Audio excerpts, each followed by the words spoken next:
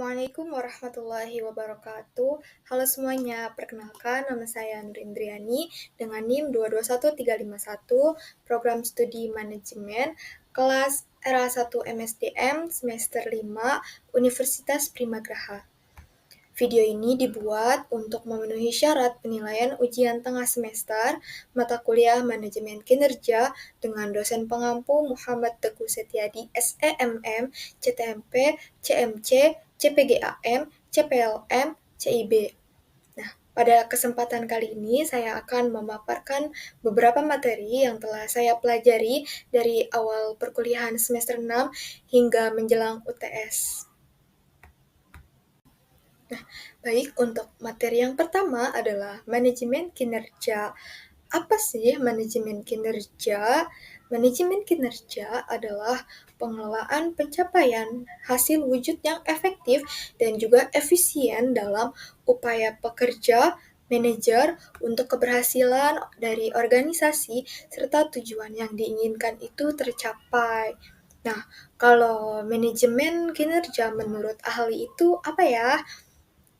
Costello 1994 menyatakan bahwa manajemen kinerja merupakan dasar dan juga kekuatan pendorong yang berada di belakang semua keputusan organisasi, usaha kerja, dan juga alokasi sumber daya. Nah, dapat disimpulkan bahwa manajemen kinerja adalah pondasi utama bagi keberhasilan organisasi karena menyatukan usaha dari individu dan juga manajemen dalam mencapai targetnya. Materi yang selanjutnya adalah manfaat dari manajemen kinerja. Manfaat manajemen kinerja adalah dampak dari prestasi yang dimiliki oleh individu dalam suatu organisasi yang ditunjukkan secara langsung, bersifat menguntungkan bagi karyawan dan juga organisasi itu sendiri, karena dicapai berdasarkan hasil kinerja yang maksimal. Manajemen kinerja ini memberikan keuntungan yang ganda, jadi karyawan bisa lebih berkembang dan juga organisasi ini juga bisa lebih sukses.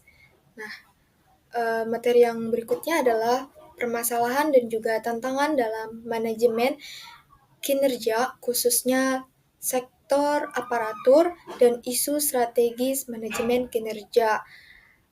Yang pertama itu permasalahan dalam manajemen kinerja. Permasalahan di sektor aparatur ini biasanya terkait dengan birokrasi, kurangnya SDM yang berkualitas, dan juga budaya kerja. Nah, yang kedua adalah tantangan dalam manajemen kinerja. Tantangannya itu adalah menciptakan sistem yang adil dan juga transparan. Yang ketiga adalah isu strategi dalam manajemen kinerja. Isu strategis ini tuh meliputi kebutuhan dari transformasi digital, evaluasi kinerja ya secara berkala, dan juga sistem penghargaan berbasis hasil. Selanjutnya ada strategi-strategi manajemen dalam meningkatkan kinerja. Yang pertama yaitu menetapkan visi dan misi yang jelas.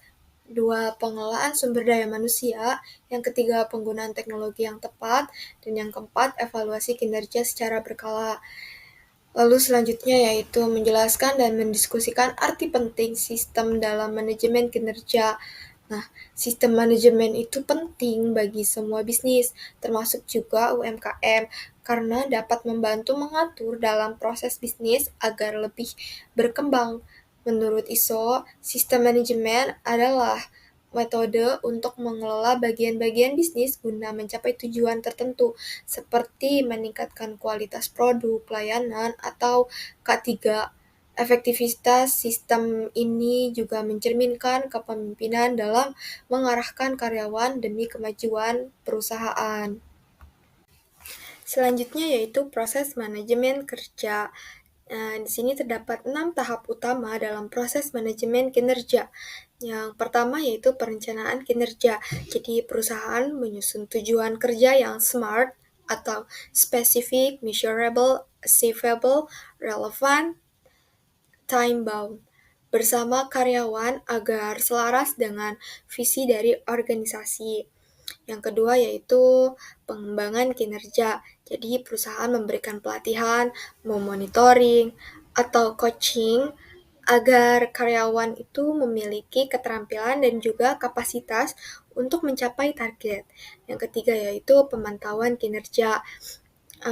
Jadi perusahaan melakukan pemantauan secara berkala untuk memastikan pekerjaannya itu tetap di jalur, uh, dan juga memberikan umpan balik serta melakukan penyesuaian jika ada hambatan. Yang keempat yaitu penilaian kinerja. Jadi perusahaan itu melakukan evaluasi objektif terhadap pencapaian kerja, mempertimbangkan kontribusi dan juga perkembangan individu berdasarkan indikator yang disepakati. Yang kelima yaitu penghargaan dan pengakuan. Dengan memberikan apresiasi kepada karyawan yang berprestasi, baik itu melalui bonus, promosi, maupun bentuk penghargaan lainnya, itu tuh untuk menjaga motivasi dari karyawan itu. Yang keenam, yang terakhir itu evaluasi dan juga perbaikan yang berkelanjutan. Jadi perusahaan itu meninjau seluruh proses manajemen kinerja untuk menemukan peluang perbaikan dan inovasi yang didasarkan pada feedback dan juga data yang dikumpulkan. Selanjutnya ada pengertian dari model strategic planning. Strategic planning atau perencanaan strategis merupakan proses yang dilakukan suatu organisasi untuk menentukan strategi atau arahan serta mengambil keputusan untuk mengalokasikan sumber dayanya guna mencapai tujuan jangka panjang. Lalu ada model The General Office of Strategic Management atau GOSM adalah kerangka kerja manajemen strategis yang menggambarkan proses sistematis dalam penyusunan implementasi dan evaluasi strategi organisasi. Selanjutnya yaitu teknik penyusunan strategi planning. Yang pertama yaitu menentukan visi dan misi. Jadi perusahaan menetapkan tujuan jangka panjang bagi organisasi. Selanjutnya yaitu analisis lingkungan dengan menggunakan alat seperti SWOT atau PESTEL untuk memahami kondisi bisnis. Yang ketiga, penentuan sasaran dan strategi. Jadi, menyusun tujuan spesifik yang dapat dicapai atau SMART goals. Yang kelima yaitu evaluasi dan kontrol dengan memantau efektivitas strategi dan melakukan penyesuaian jika diperlukan. Selanjutnya yaitu analisis lingkungan internal dan juga eksternal. Nah, untuk lingkungan internalnya ini tuh mencakup aspek dalam perusahaan seperti sumber daya, budaya organisasi, kinerja keuangan, dan juga manajemen.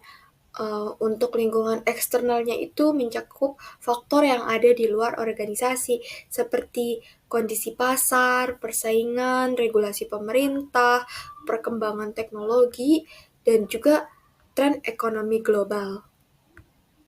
Selanjutnya yaitu mendesain teknik pengukuran kinerja.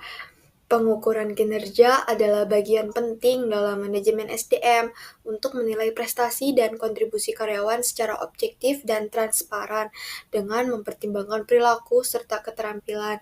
Nah, salah satu metode yang digunakan yaitu Behavior Anchor Setting Scale atau BARS yang menilai kinerja berdasarkan perilaku spesifik yang dibandingkan dengan standar yang telah ditetapkan, seperti menentukan tujuan pengukuran kinerja, memilih metode penilaian yang tepat, menentukan kriteria penilaian, menyusun behavior anchors atau tolak ukur perilaku, menggunakan skala penilaian, menganalisis dan menginterpretasikan hasil, dan yang terakhir membuat keputusan dan tindak lanjut. Selanjutnya ada teknik, strategi, dan analisa kebutuhan kompetensi.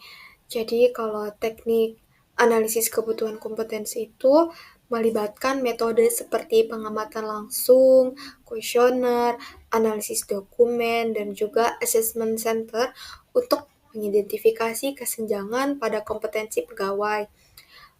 Untuk strateginya itu fokus pada pelatihan yang sesuai kebutuhan, berbasis model kompetensi, serta memanfaatkan teknologi dan data untuk efektivitas program. Nah, untuk analisa kebutuhan kompetensi itu dilakukan dengan menilai konteks tugas, membandingkan kinerja yang aktual dengan standar, menggunakan profil kompetensi, serta analisis biaya manfaat. Yang selanjutnya itu mengembangkan kompetensi.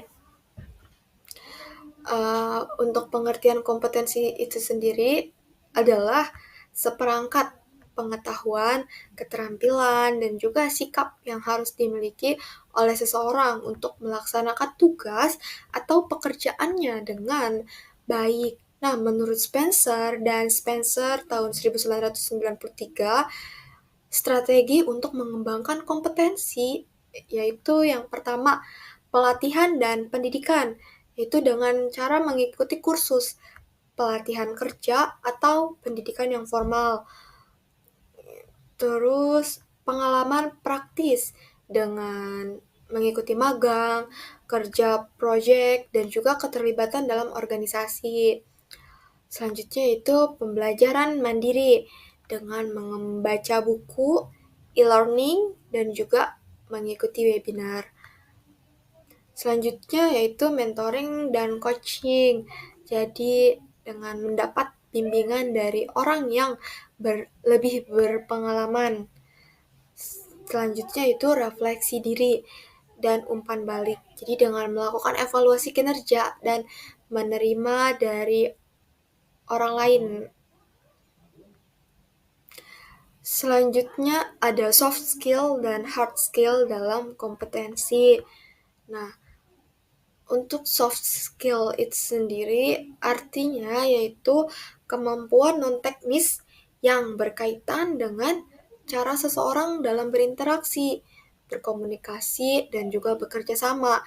Contohnya itu seperti komunikasi yang efektif, kepemimpinan, kerja tim, manajemen waktu. Nah, peran soft skill dalam kompetensi ini tuh mendukung keberhasilan dalam bekerja dengan orang lain dan menghadapi situasi kerja yang kompleks dan dinamis. Untuk hard skill itu sendiri, definisinya adalah kemampuan teknis atau pengetahuan spesifik yang bisa diukur dan juga dipelajari secara formal. Contoh dari hard skill ini tuh seperti pengoperasian software tertentu seperti Microsoft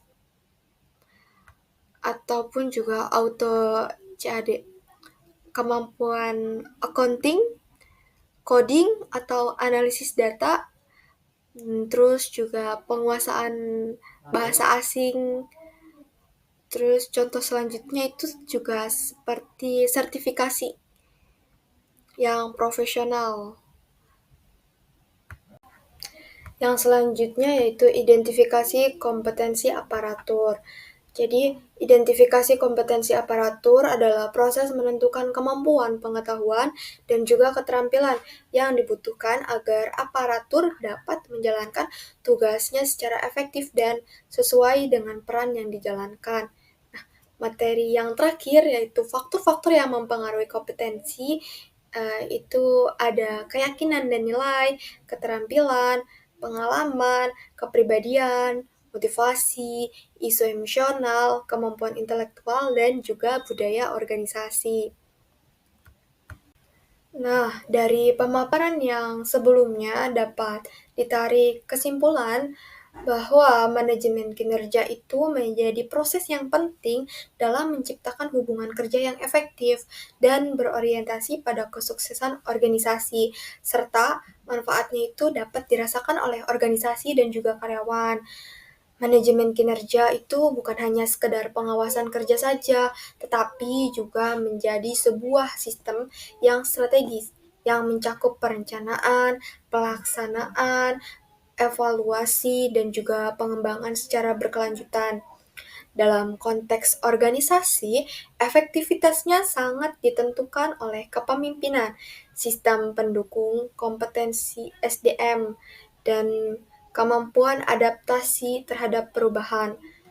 Dengan pendekatan yang tepat, manajemen kinerja dapat menjadi alat transformasi yang kuat bagi organisasi. Karena strategi sudah dibahas, kinerja juga sudah dikelola, maka sekarang tinggal satu yang perlu kita lakukan, yaitu beristirahat. Jadi, terima kasih atas perhatiannya. Jika ada kata-kata yang salah atau slide yang kurang dipahami, mohon dimaklumi, karena itu juga bagian dari kinerja. Saya pamit undur diri, semoga materi ini dapat bermanfaat bagi yang mendengarkan. Wassalamualaikum warahmatullahi wabarakatuh.